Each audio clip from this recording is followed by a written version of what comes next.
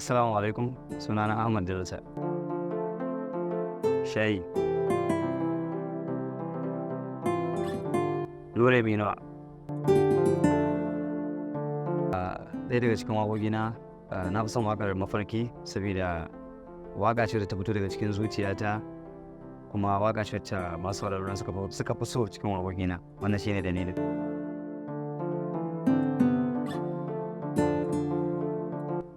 Tafiyar da na yi wacce ba zan manta da ita ba, tafiya ta zuwa Cote d'Ivoire. Ba zan manta ta ba saboda na samu wayewa, na ƙara samun wayewa ta yi wannan tafiyar da ganin abubuwan da ban taɓa gani ba. Abin da ke burge ni a tattare da masoya na a kowane lokaci shine ƙwarin gwiwar da suke bani da kuma karɓar saƙon da nake kai musu idan suka yi, insha Allah. Wannan shi ne.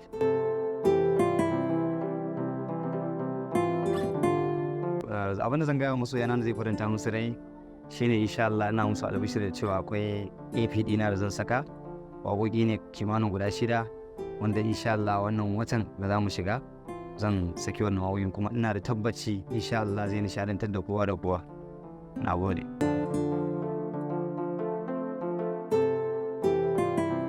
Ina son chatting, in zauna da abokaina da ƙawayena da 'yan uwana mu ta hira in ba sa tare da ni kenan. Idan kuma suna tare da ni zan aje waya mu ta hira da su. Wannan yana burge ni.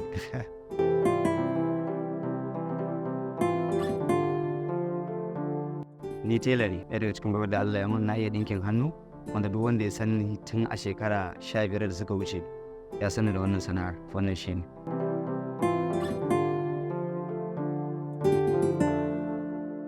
Shekara ta 2004 zuwa da 5 ba zan taɓa manta wannan shekarun ba. Shekaru ne wanda in so samu ne a ci a rayuwa abin a iya shekarun da na yi ta rayuwa ta zauna a wannan shekaru.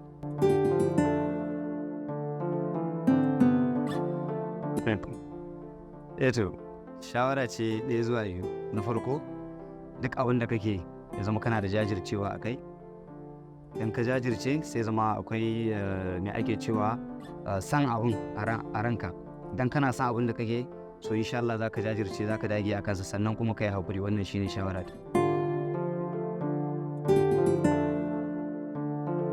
Yau da ita ce wannan waƙar mafarki, da kallo guda jikina da rai kin sace, da haka kowa fi saninta.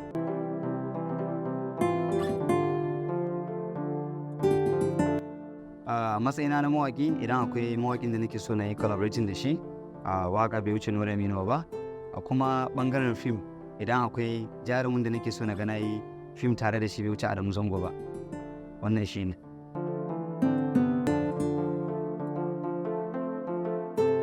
Well, akwai wata waƙa da aka yi a cikin wani fim, Maya, wacce Adamu ne ya hauta, da ake cewa leke zo mu je ɗaukar hoto, beki zo mu je mi waƙar ashiralle. Ina tuna wannan waƙar da wasu abubuwa da suka wuce na baya sosai na shekaru.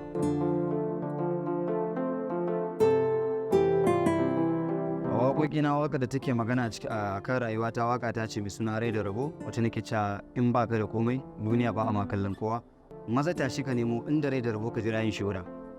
Wannan waƙar ta me ake cewa ta alakantu da abubuwa da dama wanda suka shafi rayuwata. Wannan shi ne.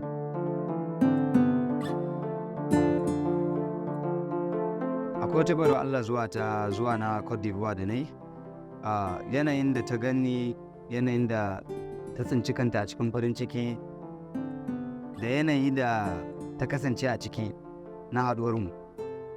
Gaskiya abu ne wanda ni ba zan iya manta da shi ba, saboda iya wannan abin da na gani a karan kanta ya nuna min cewa ita masoya ta ce ta hakika. Wannan shine abin da ba zan iya mantawa a cikin masoya na da taɓa haɗuwa da su.